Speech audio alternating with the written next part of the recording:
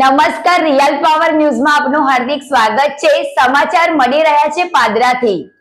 પાદરા તાલુકામાં 300 વ્યક્તિ ભાજપા છોડી કોંગ્રેસમાં જોડાયા। ભારતીય જનતા પાર્ટીને પાદરા તાલુકામાં લાગ્યો છે મોટો ઝટકો।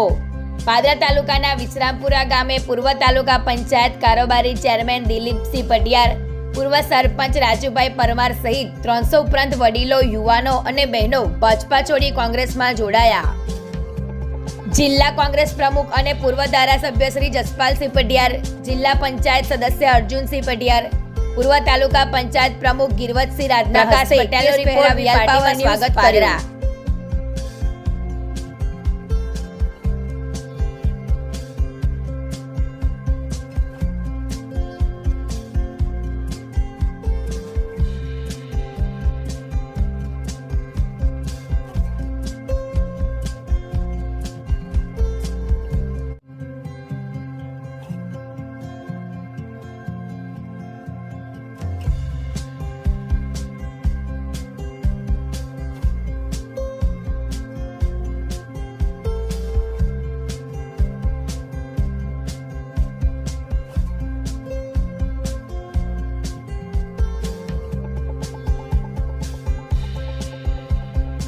ગુજરાતી સમાચારો ઘરે બેઠા નિહાળવા માટે રિયલ પાવર ન્યૂઝ ચેનલને લાઈક કરો, શેર કરો અને સબસ્ક્રાઇબ કરો।